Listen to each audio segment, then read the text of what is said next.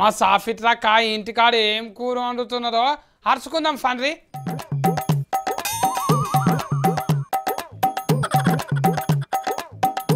సాఫిట్రాక ఓ సాఫిట్రాక వచ్చినవా జల్దీనే చెప్పు తమ్మి, అవతల రైల్ టైం అవుతుంది నాకు. బ్యాగు పట్టుకొని ఏడికి పోతున్నావు అమ్మా? తిరుపతి పోతున్నా తమ్మి, ఎంకన్నా బ్రహ్మోత్సవాలు అవుతున్నాయి కదా, మొక్కులు పెట్టేస్తా.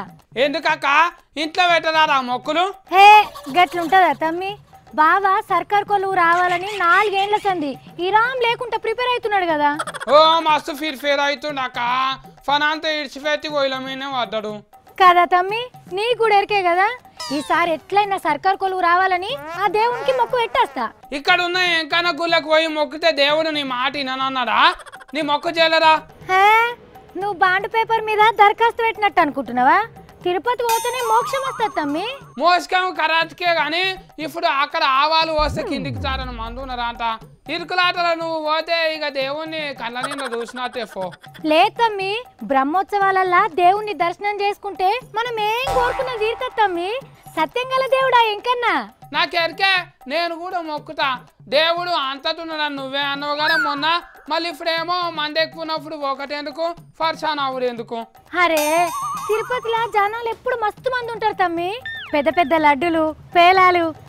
నీకు మెడల దండలు కూడా తీసుకొస్తా, జరంత అడ్డం పడకురా, టైం అవుతుంది, నీకు పుణ్యం ఉంటది కదా. పుణ్యం నాకేమో దక్క.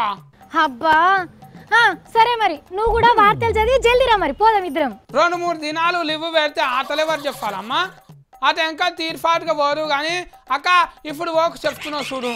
అరే రామా, నువ్వేడ మోపైనవురా వారి? తిన్మాల ఆర్తల మోపైన కానీ మొన్ననే కదా ఎంకన్నా దేవుణ్ణి ఆఫీస్కి పిలిపించుకొని మస్తు మొక్కినా. ఆర్తలు చదివచ్చి నువ్వు కూడా మొక్కినావు కదా, ఏం కాదు దేవుడు కోరికలు తీర్తాడు. అబ్బా చెప్పింది సార్ గాని ఏమో సోది పెడుతున్నావేంటి? అవతల నా రైలు పోతుంది తమ్మి, నేను పోతపో. ఇంకెక్కడ రైలాక, నిన్ను మాటలలో పెట్టే వరకు రైలు ఎప్పుడో జాతకాయే. అబ్బా అబ్బా నీ పొరనిపించిన వాడేద్దు, అందుకే నిన్నందరు బిత్తిరోడా అంటారు. బిత్తిరోడా అంటే నాకు తెలివిలేరా అక్క?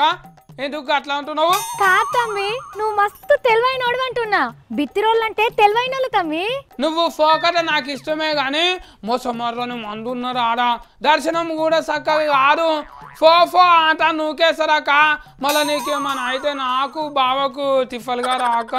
అబ్బా నేనంటే నీకెంత ఇష్టం తమ్మి? ఇష్టమే. నువ్వు 3-4 దినాలు పోతే బువ్వకూర ఎవరు ఉండాలమ్మా? మేము ఉపవాసం ఉండాలా? 4 రోజులు లివ్వు పెట్టి అందరం కూడిపోదాం బావకు కొలువు వచ్చినాక. ఓర్ని నీ తెలివిని ఎర్రసీమలు కొరక, నీ కంటి పెట్టుడు కోసం నన్ను మాటలలో పెట్టి నా రైలు ఎత్తిపోయేటట్టు చేసినావు కదా. నువ్వైతే ఇంటికి రా తాత, నీ సంగతి చెప్పకపోతే చూడు. నువ్వైతే ఇంటికి రా, నీ కాళ్ళు ఇరగొడతా దాన్ని. ఉట్టుగానే మా అక్క నన్ను ఏమన్నది? అవ్వా నన్ను తీసుకుపోకుండా తిరుపతి పోతుందంట, ఊకుంటా నేను.